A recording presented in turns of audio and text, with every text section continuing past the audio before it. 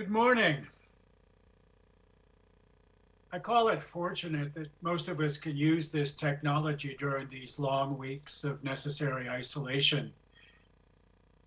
Even though I curse my computer 3 or 4 times a week for not being, well, cooperative, I have to admit, because of computer and phone technology, the isolation has been far less claustrophobic than I originally had imagined, at least for me. But talking with you via my desktop is the most remarkable use of technology of all, greater than my phone. Of course, I have preached in person at Mount Diablo many times in my life, especially during my student ministry there from 1975 to 1976, but in later years as well. One Sunday in 1978, I let the people of this congregation at Mount Diablo into my life via a sermon. I told the people then that I had fallen in love for the first time. The whole fullness of what that means, with laughter, astonishment, and yes, sonnets. And then I pointed out that I had fallen in love with a man.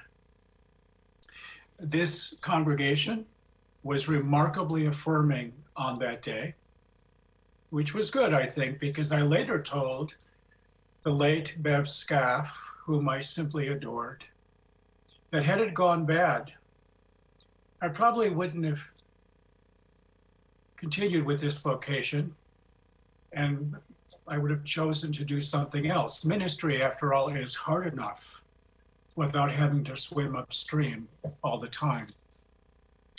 But as it turned out, I have successfully served 3 congregations over 40 years.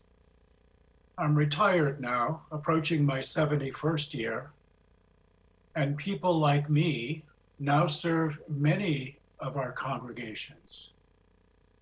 One glass ceiling, broken good. And that's not the only change that's happened in 40 years.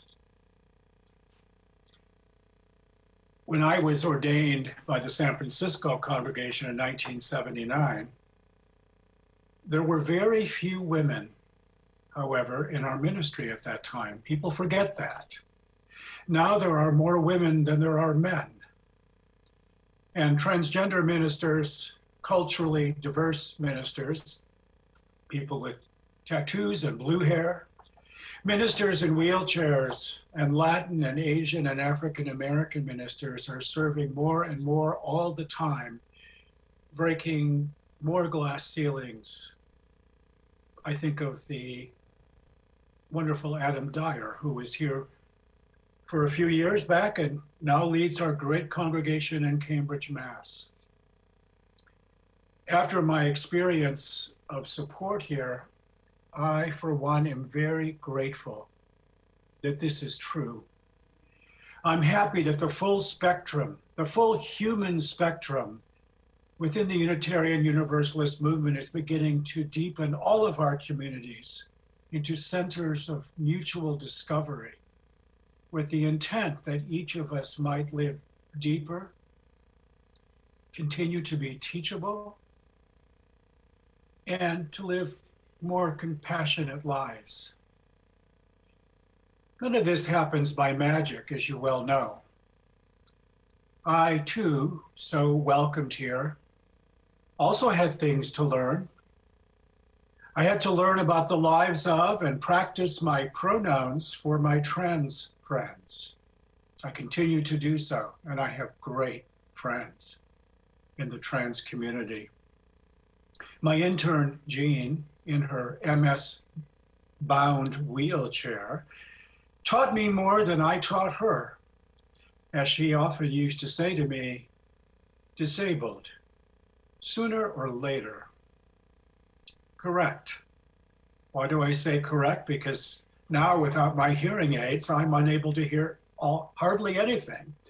And I call out people at meetings who announce, I don't need a microphone, my voice is loud. Oh, no, yes, you do, sorry. But today, all of these ministers and all Unitarian Universalists and all people of any or no religion, every culture and nation down to the last person, are isolated physically, except for heroic grocery clerks, sainted doctors and nurses, and childcare workers, and so forth, who are only barely isolated behind masks and gloves. And those, as you know, are in short supply. And each isolation is different. I acknowledge that. For the poor and the homeless, very different, but unhappily similar, unfortunately, to what their lives have already been all this time. Extroverts have a harder time than many introverts, for sure. Someone like me, who is half introverted and half extroverted, and an Italian raised to hug, not shake hands, has to find unique ways to deal with this all. I, like so many of us, am trying to find resources to help me get through all this. Resources that perhaps I'd never seen before, but which just maybe have been with me the whole time. The idea of looking for resources got me to thinking about a trip I took to Italy with my friend John in the year I retired from full-time ministry, 2015. Oh, we visited all the great big cities in the north that everyone likes to go to, but I also informed him we're also going to go to Fanano, the town of my beloved grandparents, up in the Apennine Mountains, high above the city of Modena. And John was glad to go, certainly. We had to take a school bus to get there, since the high school age kids of Fanano have no local high school and have to make a 2-hour bus ride down to Modena and a 2-hour ride back every day for school. That was quite astonishing to both of us. When we arrived at Fanano, we quite by accident met a man named Francesco, whose family had lived in the United States, but returned to Italy because his whole family found the consistent race issues here in the States completely repugnant. Francesco spoke very good English and kindly offered to show John and I around, and we were very grateful. We found out a lot of things my grandparents simply didn't know. We found out that the town was founded 300 years before the Common Era by the warrior Liguri people, a Celtic people. And then it was pacified by the pleasure-loving Etruscans, followed by the Romans who settled there, one of whom, a citizen, or centurion, I should say, named Fananus, did a favor for the community, and thus they named the town after him, Fanano. In the Middle Ages, it was a very large town, actually, with over 20,000 people, lots of monasteries that were eventually closed by the Pope for being too heretical, thus amusingly confirming that I came by my heretical worldviews honestly. My grandparents left in 1921 when it was smaller still because of emigration to the United States and Argentina. Then the remaining young people, frightened by the peasant poverty available to them, began to move down to the plains where Modena and the great city of Bologna were prosperous and very educated. Bologna itself with the oldest university on earth.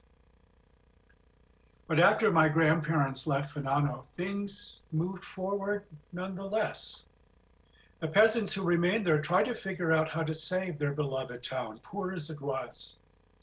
Eventually, they decided to just look around them. And what they saw were mountainous forests, and they realized they had many fine resources they had never noticed before, right there in front of them and around them. So now, if you visit Fanano, like I did, you will find sculptures of the native gray stone, over 300 of them.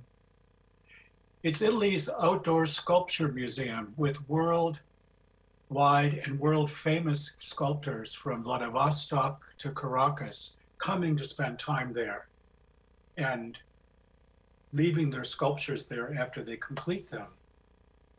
They had consulted with artists from Modena who assured them that their stone was the best stone for sculpture around. So they took a calculated risk and spent some of their money flying all these artists to Italy and putting them up and feeding them as they sculpted. They also took a page from the USA practice and branded themselves Città di Mirtilli, city of blueberries, because they looked in the forests that surround them and they found a vast abundance of wild blueberries, as well as many wild mushrooms, tons of them, like porcini and chanterelles. And they worked to get the beautiful land around them to be called a national park, which now it is. So thousands flock to Fanano now to pick blueberries in season and wild mushrooms in season, and to walk the park's nature paths and to see all the remarkable sculptures. They also recognized that they lived in the mountains, which are snowy in the wintertime. And instead of complaining about the winter and the cold, they decided to erect ski lofts and build skating rinks, huge skating rinks, larger than I've ever seen before. So now it's the winter sports capital of all of Italy. And all the younger people who had moved to the big city are now moving back. They're modernizing the medieval buildings, and the city is totally thriving again. I'm going to pause now for a brief moment of music and some slides of Fanano.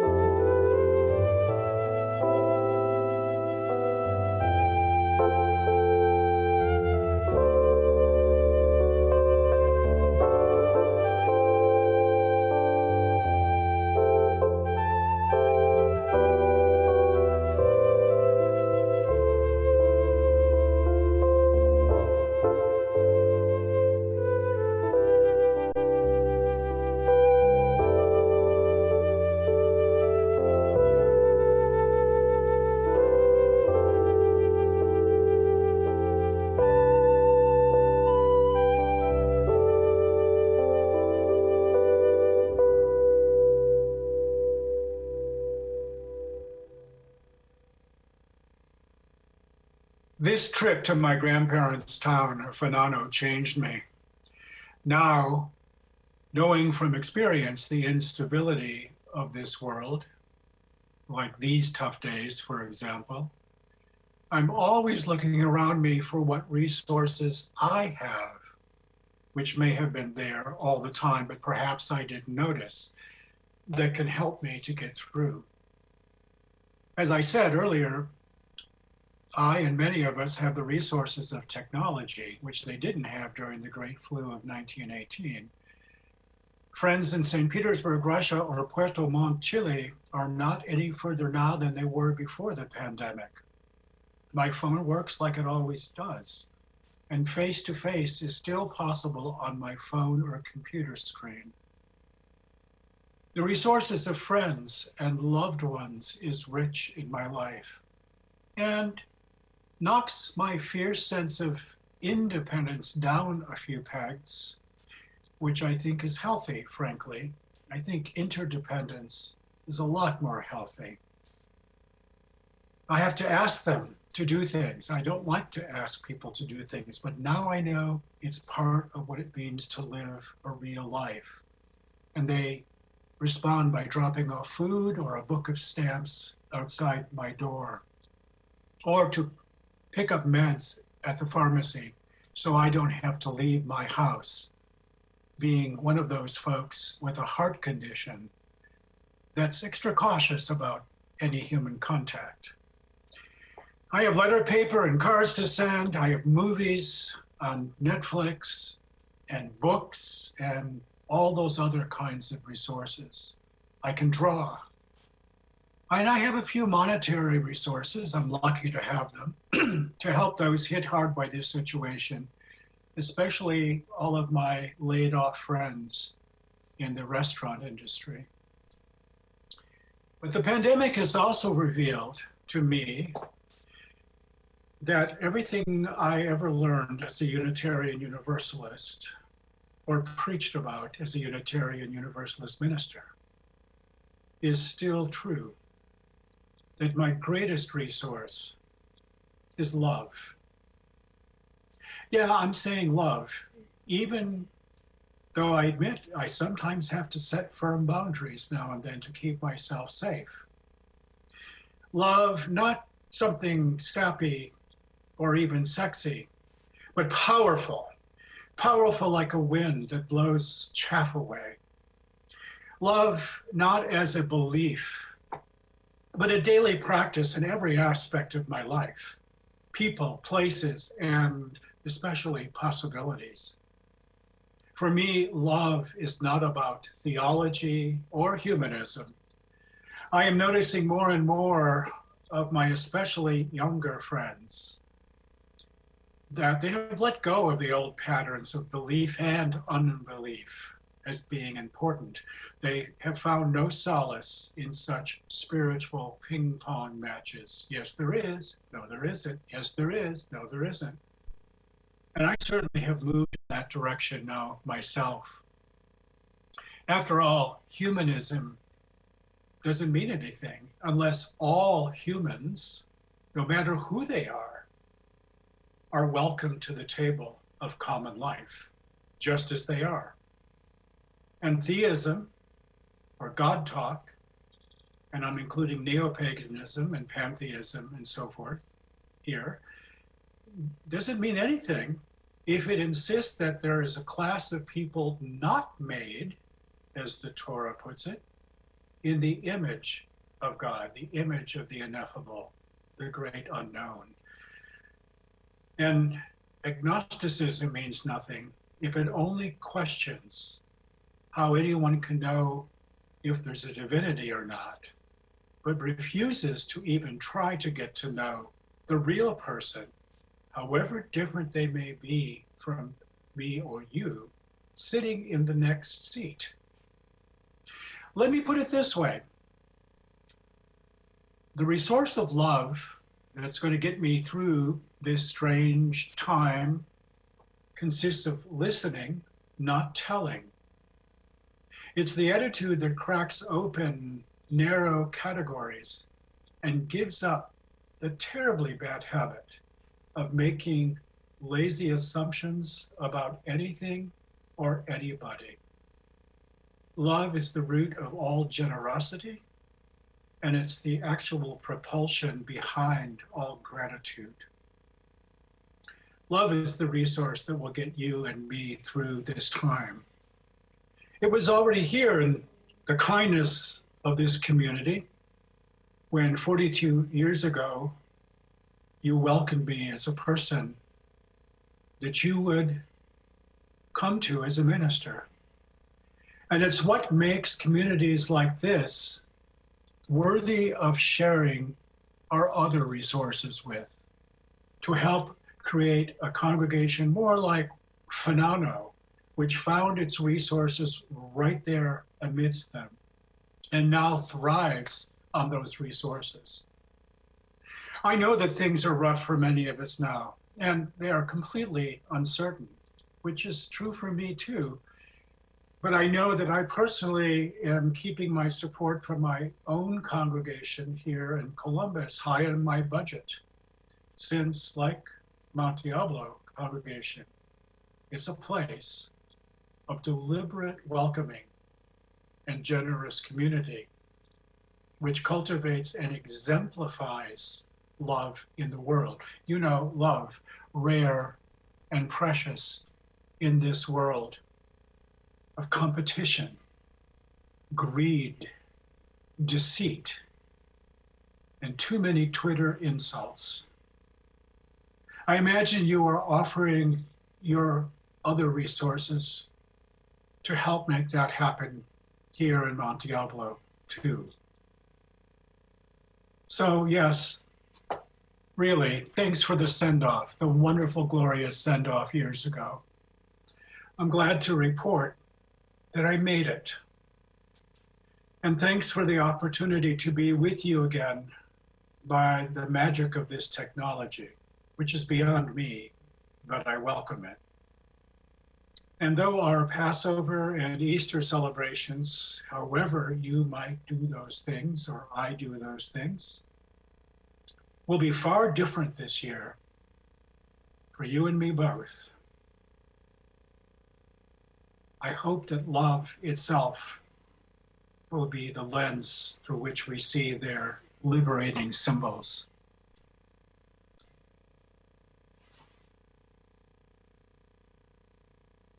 Peace be with you.